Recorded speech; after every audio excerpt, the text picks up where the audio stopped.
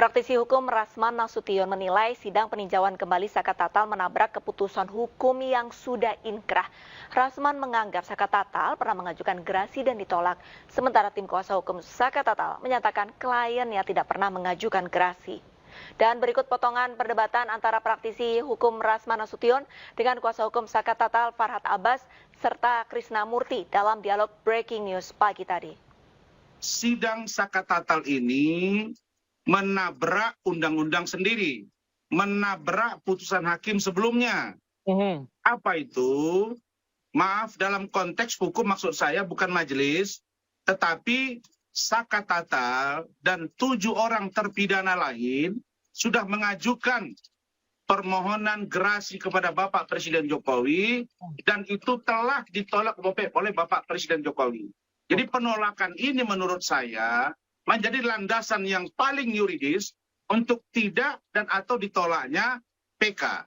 Tetapi kalau hakim ingin menabrak putusan dalam konteks putusan hakim 2016-2017 yang juga oleh Majelis Hakim Cirebon yang menyatakan bahwa ke-8 orang ini plus 3 orang DPO itu divonis bersalah.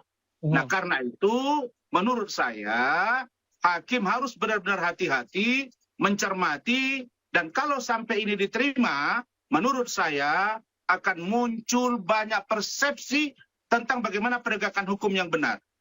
Mas Rasman, bahwa mungkin untuk 7 terpidana lainnya mereka pernah mengajukan gerasi, tapi untuk kita tidak pernah punya catatan kita mengajukan gerasi, makanya kita mengajukan PK sampai saat ini. Ya, yang pasti Saka Tatal belum pernah mengajukan gerasi. Mungkin dilanjutkan. Sekarang banyaknya saksi yang mencabut-cabut keterangan, bahkan siap masuk penjara apabila tidak benar dan mengatakan bahwa ini adalah rekayasa dari Rudayana dan diarahkan oleh Rudiana.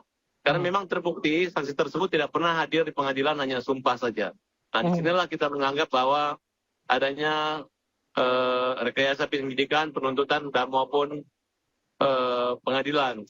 Dengan dikabulkannya pra-peradilan PEGI, berarti kan hilang DPO, hilang pelaku-pelaku utama yang punya peran dalam membunuh, memperkosa Vina dan Eki. Nah, di sini adalah upaya terang kami menerang menjadi perhatian seluruh Indonesia. Semoga para hakim nanti di Mahkamah Agung bisa menganulir kembali putusan, kemudian mengembalikan kembali harkat, martabat, kehormatan daripada Saka Tatal dan seluruh narapidana yang dihukum dengan tanpa kesalahan mereka, yang mana kita menyimpulkan kemarin itu adalah merupakan kecelakaan dan pernah diolah TKP oleh Polsek Talun, khususnya mengenai kecelakaan lalu lintas, dengan menyerahkan beberapa poin hukum yang mungkin itu akan menjadi pertimbangan dan kenapa kita melakukan PK saat ini. Jadi saya minta agar kalau saudara-saudara mengajukan PK, maka ajukanlah sesuai dengan konteks penegakan hukum itu sendiri. Kemudian, kalau ini ternyata ditolak, jangan nanti mengatakan bahwa ini hakimnya tidak fair, hakimnya rekayasa sama dengan yang kemarin-kemarin. Tapi kalau ini diterima, silakan. Polisi kan sudah samaan wa ta'atan. Polisi sudah patuhi. Begitu Peggy Setiawan dinyatakan bahwa harus dikeluarkan dari penjara, polisi turun nurut. Tapi saya dapat informasi kemarin sore bahwa polisi sedang melakukan tahapan-tahapan penyelidikan, mengumpulkan novum baru untuk juga melakukan penyidikan. Itu hak polisi kan? Tetapi yang saya ingin katakan bahwa proses penegakan hukum PK Tatal ini, menurut saya, Saka Tatal ini, kalau ini sampai dikabulkan, ini akan menimbulkan keresahan baru dalam konteks penegakan hukum. Ya, bukan pada pribadi Saka Tatal, dalam konteks penegakan hukum.